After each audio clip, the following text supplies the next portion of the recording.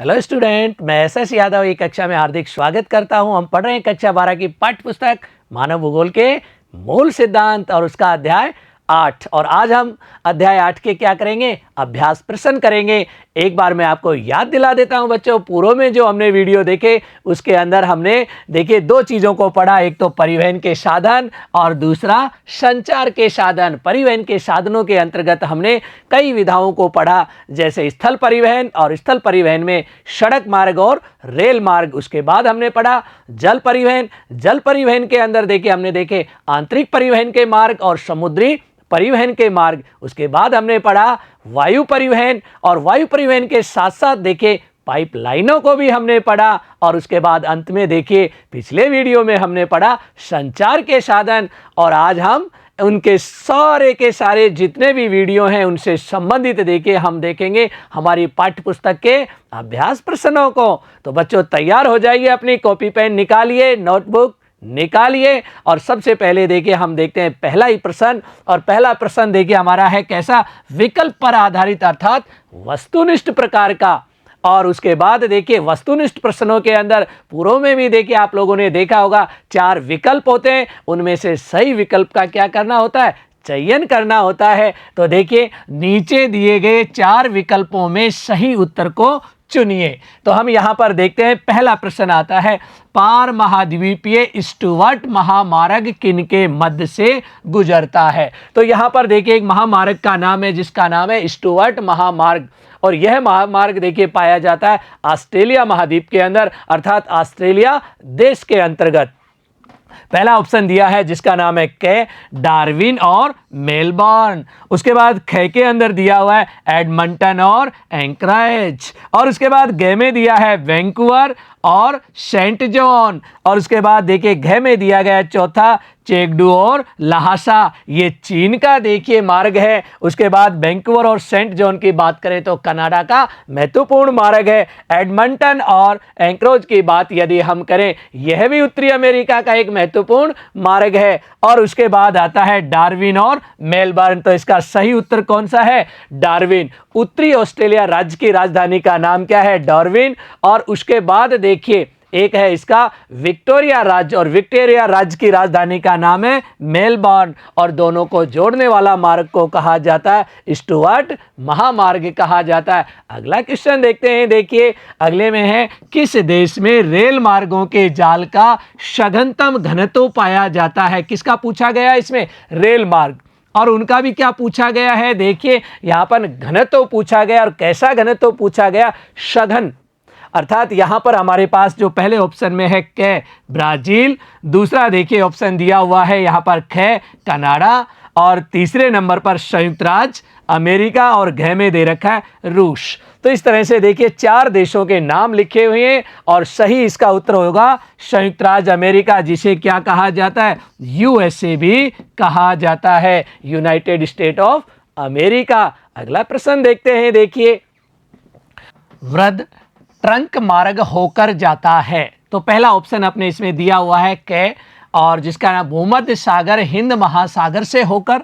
और दूसरा ऑप्शन आता है उत्तर अटलांटिक महासागर से होकर। ग में देखिए तीसरे नंबर पर दिया है दक्षिण अटलांटिक महासागर से होकर। और घ में 4 नंबर पर दिया है उत्तर प्रशांत महासागर से होकर। तो देखिए ये एक महत्वपूर्ण मार्ग है, समुद्री मार्ग, और जिसका नाम है वृद्ध ट्रंक मार्ग। और ये 2 विकसित देखिए महाद्वीपों को मिलाने वाला मार्ग है, अर्थात जिसे कहा जाता है विश्व का व्यस्तम देखिए समुद्री जल मार्ग कहा जाता है। और वो कौन सा है, उत्तर अटलांटिक महासागर से होकर।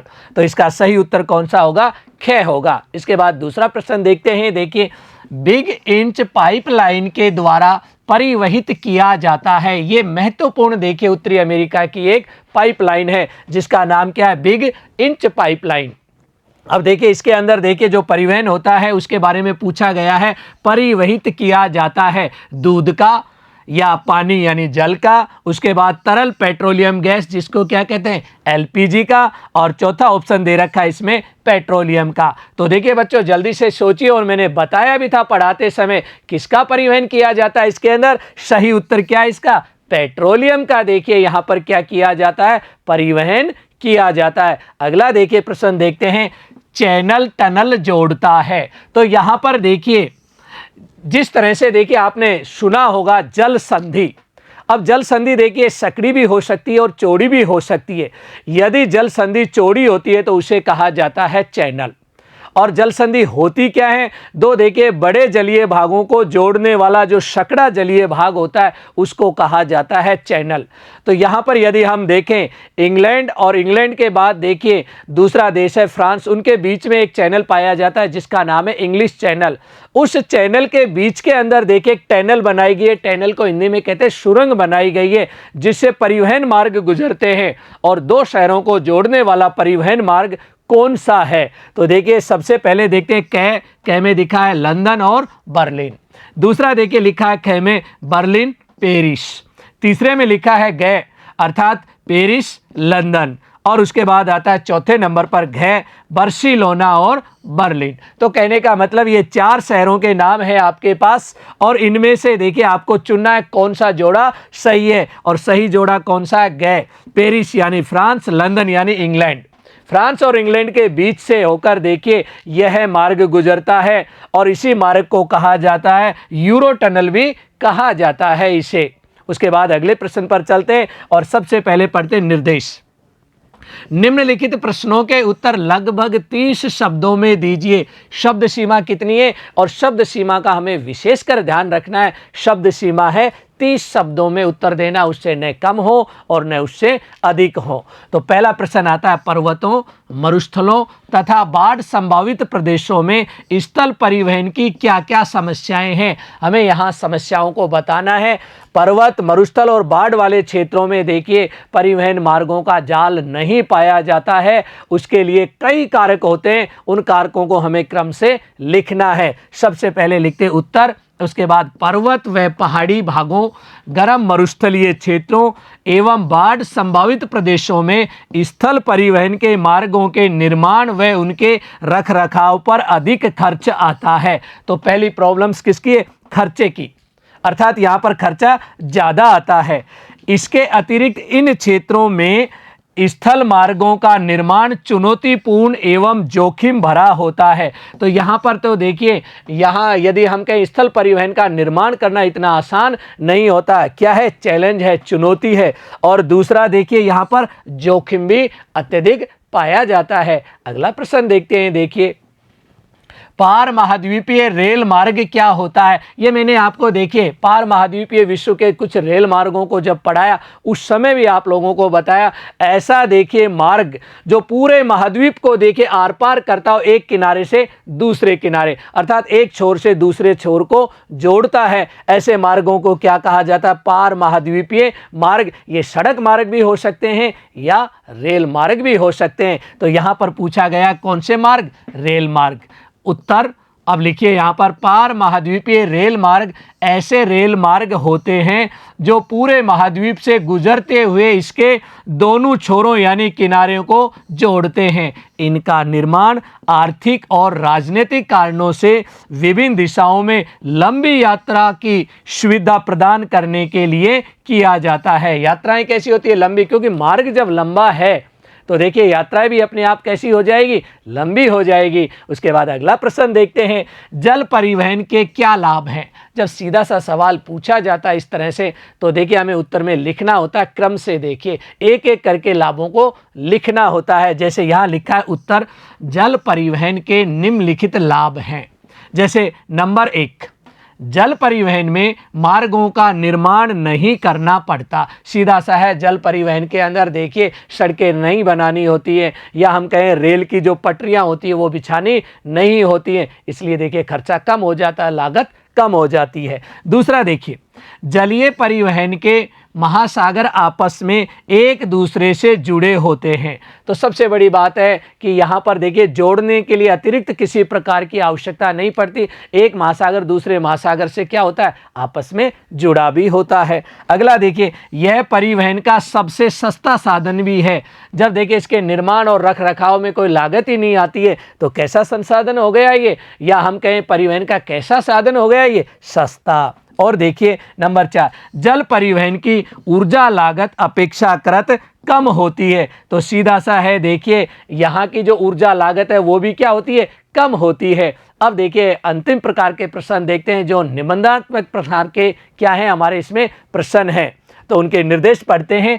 निम्नलिखित प्रश्नों के उत्तर 150 शब्दों से अधिक में न दें। और हमारी पाठ्य पुस्तक में देखिए 3 ही प्रकार के प्रश्न है, विकल्प वाले, उसके बाद देखिए लघु प्रकार के, और अंत में आते निबंधात्मक प्रश्न जिसकी शब्द सीमा बताई गई 150 शब्दों से अधिक न दें। तो सबसे पहले प्रश्न देखते हैं यहाँ पर, एक सुप्रबंधित परिवहन प्रणाली में विभिन्न एक दूसरे की संपूरक होती हैं, यानी विभिन्न प्रकार की जो परिवहन प्रणाली है, सड़क मार्ग, रेल मार्ग, वायु मार्ग, ये एक दूसरे की क्या है, संपूरक हैं।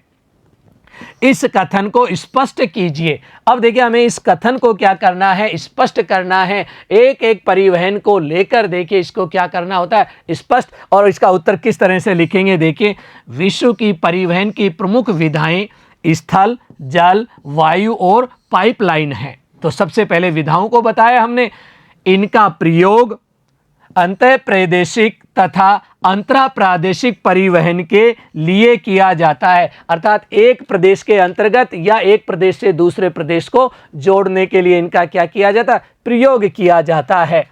परिवहन विधाओं का उपयोग यात्रियों एवं माल के परिवहन के लिए किया जाता है। या तो देखिए किसके लिए कहते हैं, यात्रियों के लिए, या देखिए सामान के लिए जिसे हम क्या कहते हैं, माल कहा जाता है। उसके बाद देखिए एक सुप्रबंधित परिवहन तंत्र में ये सभी विधाएं एक दूसरे की संपूरक होती हैं, अर्थात एक दूसरे से क्या है, जुड़ी हुई होती हैं। वस्तुओं के अंतर्राष्ट्रीय स्तर पर परिवहन के लिए जलयान तथा वायुयान का उपयोग किया जाता है। अंतर्राष्ट्रीय स्तर पर कम मूल्यवान तथा भारी वस्तुओं के लिए परिवहन के लिए जल परिवहन को प्राथमिकता दी जाती है। तो कहने का मतलब है भारी वस्तुओं का आदान प्रदान करना, परिवहन करना है तो सबसे सस्ता कौन सा पड़ता है, जल परिवहन अंतर्राष्ट्रीय स्तर पर। यदि छोटी दूरी के लिए प्रयोग करना है तो सड़क मार्ग, और मूल्यवान वस्तुओं के लिए और जल्दी देखिए कार्य करना होता है और जो सबसे महंगा भी होता है वो कौन सा है, वायु परिवहन। जबकि अधिक मूल्यवान, हल्की तथा नाशवान वस्तुओं का परिवहन वायु मार्गों द्वारा किया जाता है। आगे और देखिए, इसी प्रकार कम दूरी एवं एक घर के द्वार से दूसरे घर तक सेवाएं प्रदान करने में सड़क परिवहन सस्ता एवं तीव्रगामी साधन है। जबकि किसी देश के भीतर स्थूल पदार्थों के विशाल भार को लंबी दूरियों तक परिवहन करने के लिए कौन सा यातायात का साधन होगा, रेल सबसे अनुकूलतम साधन होता है। यानी हमने एक एक देखिए परिवहन के साधनों की विशेषताएं देखी। लंबी दूरी की यात्रा तय करनी है तो रेल मार्ग, दूसरे देशों से यदि हमें भारी वस्तुओं का आदान प्रदान करना है तो जल मार्ग, और यदि छोटे छोटे मार्गों का अनुसरण करना है तो सड़क मार्ग, और तीव्रगामी यदि परिवहन को चुनना है तो वायु परिवहन। आगे देखिए, इसी प्रकार द्रव्य पदार्थों के लिए लंबी दूरी तक परिवहन के लिए पाइपलाइनें सबसे उपयुक्त होती हैं। यानी तरल जो पदार्थ होते हैं, गैसीय जो पदार्थ होता है, उनका परिवहन करने के लिए किसको काम में लिया जाता है, पाइपलाइनों को उपयोग में लिया जाता है। और देखिए वस्तुतः उक्त परिवहन विधाओं की सार्थकता परिवहित की जाने वाली वस्तुओं और सेवाओं के प्रकार, परिवहन की लागतों तथा उपलब्ध विधा अथवा परिवहन साधन पर निर्भर करती है। अर्थात ये जो परिवहन के जो साधन हैं, इनकी लागतें जो होती हैं, या हम कहें इनके ऊपर जो खर्चा आता है, वो अनेक देखिए चीज़ों से क्या होता है, प्रभावित होता है। इसके साथ ही सुप्रबंधित परिवहन प्रणाली में परिवहन की सभी विधाओं का विकसित होना आवश्यक माना जाता है, क्योंकि एक सुप्रबंधित परिवहन तंत्र में परिवहन की सभी विधाएं एक दूसरे की संपूरक होती हैं। तो देखिए हमने अपना उत्तर प्रारंभ भी यहीं से किया था, इसी लाइन से, और अपने उत्तर का अंत भी कहाँ से कर रहे हैं, इसी लाइन से इसका अंत कर रहे हैं और इससे अच्छे से हम समझा सकते हैं परिवहन की विधाओं को। उसके बाद अगला प्रश्न देखते हैं। देखिए, विश्व के वे कौन से प्रमुख प्रदेश हैं जहां वायु मार्ग का सघन तंत्र पाया जाता है? किसके बारे में पूछा गया? वायु मार्गों के बारे में। और ये पूछा गया कि सघन तंत्र कहां पर पाया जाता है। आपको बच्चों याद होगा, मैंने 3 क्षेत्र बताए थे इसके अंदर, एक तो उत्तरी अमेरिका का, और एक यूरोप का, और तीसरा क्षेत्र कहां का था? एशिया का। और उन तीनों क्षेत्रों को यहां हम क्रमबद्ध रूप से लिखेंगे। तो सबसे पहले लिखते हैं उत्तर। विश्व के निम्नलिखित प्रदेशों में वायु मार्ग का सघन तंत्र पाया जाता है। तंत्र को हम जाल भी कह देते हैं। और वो क्षेत्र देखिए, सबसे पहले पश्चिमी यूरोप, उसके बाद पूर्वी संयुक्त राज्य अमेरिका, और तीसरा दक्षिणी पूर्वी एशिया। इस प्रकार वायु परिवहन का सर्वाधिक विकास विश्व के विकसित देशों में अधिक हुआ है। कौन से देशों में ज़्यादा पाया जाता है इसका? विकसित देशों में। अब हम इन तीनों को एक एक करके क्या करेंगे? पढ़ेंगे। और देखिए, उसके बाद आता है उत्तरी गोलार्ध में अंतर महाद्वीपीय वायु मार्गों की एक सुस्पष्ट पट्टी है जो पूर्व से पश्चिम दिशा में विस्तृत है। उत्तर से दक्षिण नहीं है, किसमें? पूर्व से पश्चिम में। वर्तमान में 250 से अधिक वाणिज्यिक यानी व्यापारिक एयरलाइनें विश्व के विभिन्न भागों में नियमित सेवाएं प्रदान करती हैं। तो देखिए कितनी सेवाओं के बारे में कहा गया है? 250। अब देखिए एक एक क्षेत्र की बात करें। पूर्वी संयुक्त राज्य अमेरिका, यहाँ देखिए विश्व में संयुक्त राज्य अमेरिका में वायु मार्गों का सर्वाधिक सघन जाल पाया जाता है। विश्व के कुल वायु मार्गों का 60% भाग का प्रयोग अकेले संयुक्त राज्य अमेरिका द्वारा किया जाता है। उसके बाद देखिए उत्तरी अमेरिका के अंदर हम देखते हैं New York, Boston, Chicago, Miami, New Orleans, San Francisco तथा लॉस एंजिल इस देश के प्रमुख क्या हैं? हवाई अड्डे हैं, अर्थात जिन्हें हम कहते हैं एयरपोर्ट है। अब उसके बाद दूसरा क्षेत्र देखते हैं। देखिए जिसका नाम क्या है? पश्चिमी यूरोप के देश।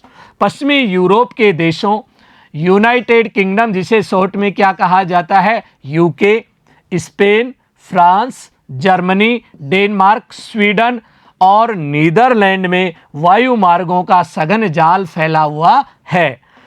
पश्चिमी यूरोप में लंदन एवं बर्मिंघम, ये देखिए कहाँ के? यूके जिसे कहा जाता है यूनाइटेड किंगडम। मैड्रिड कहाँ पर है? स्पेन। पेरिस कहाँ पर है? फ्रांस। और उसके बाद रोम कहाँ पर है? इटली। बर्लिन एवं फ्रैंकफर्ट ये कहाँ पर है? जर्मनी। और उसके बाद हम देखते हैं कोपेनहेगन कहाँ पर है? डेनमार्क। स्टॉकहोम की बात करें स्वीडन, जेनेवा स्विट्जरलैंड तथा एम्स्टर्डम नीदरलैंड वायु मार्गों के प्रमुख कैसे केंद्र हैं? नोडीय बिंदु हैं। ये सारे के सारे कहाँ के? यूरोप के। उसके बाद देखिए तीसरा क्षेत्र आता है दक्षिणी पूर्वी एशिया।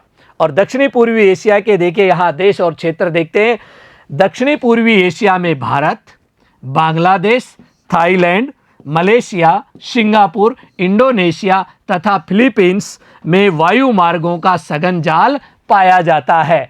और उसके बाद देखिए इन देशों के प्रमुख नोडीय केंद्र हैं कोलकाता, उसके बाद मुंबई और नई दिल्ली और चेन्नई। ये तो सब कहाँ पर है? भारत के अंदर। उसके बाद देखिए ढाका कहाँ पर है? बांग्लादेश। बैंकॉक कहाँ पर है? थाईलैंड। सिंगापुर देखिए अपने आप में देश भी है। जकार्ता कहाँ पर है? इंडोनेशिया। कुआलालंपुर कहाँ पर है? Malaysia. Manila Philippines. Tokyo Japan. Hong Kong कहाँ पर है? हांगकांग। तथा बीजिंग व शंघाई कहाँ पर है? चीन। ये सारे क्षेत्र कहाँ के हैं? एशिया महाद्वीप के क्षेत्र हैं। और उसके बाद अंतिम प्रश्न पर आते हैं जो देखिए हमारा तीसरा प्रश्न है। वे कौन कौन सी विधाएं हैं जिनके द्वारा साइबर स्पेस मनुष्यों के समकालीन आर्थिकी और सामाजिक स्पेस की वृद्धि करेगा? तो यहाँ पर हम देखिए जो भविष्य के अंदर जो वृद्धि होने वाली है उसके बारे में भी उत्तर लिखेंगे और वर्तमान स्थिति के बारे में भी जानेंगे। तो सबसे पहले देखिए उत्तर लिखते हैं साइबर स्पेस इंटरनेट क्या है, इसके बारे में बात करते हैं।